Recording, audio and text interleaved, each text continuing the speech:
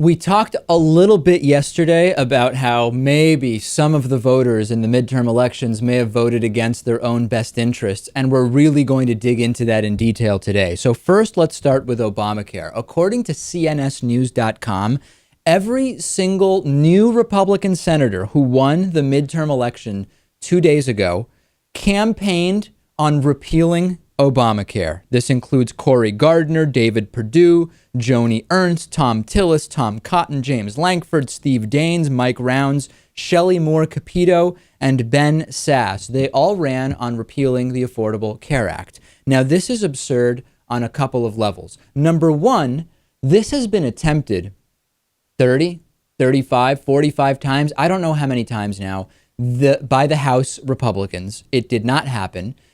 President Obama has seen the Affordable Care Act be appealed all the way up to the Supreme Court and upheld.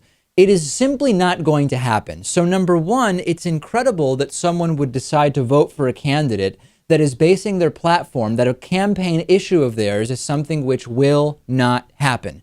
But the more absurd part of it, and this is really the part where I start to question the competence of many voters, is that voters actually like the provisions of the Affordable Care Act. As a kind of amorphous beast, people hear Obamacare, bad. But when you say, should insurance companies be allowed to turn away individuals because they have pre-existing conditions, most people say no. When people are asked, should there be some basic level of care in which the government maybe does have a hand, either directly or by creating an exchange that people should have access to, the overwhelming majority of people say yes. And Lewis, I'm not even convinced that these Republicans will try to repeal Obamacare. Maybe they will if it comes up while they're in there.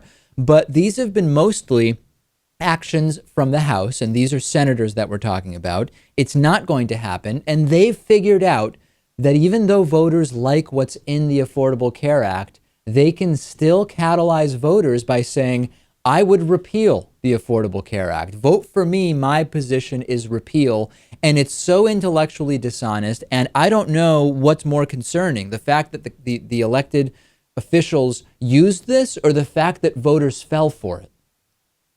Yeah, we can expect the candidates to keep bringing this up. And I do expect them to keep trying to have this repealed. Because you at least have to try and make it look like you're doing something that you campaigned on. But yeah, this is just, I think it's voter ignorance.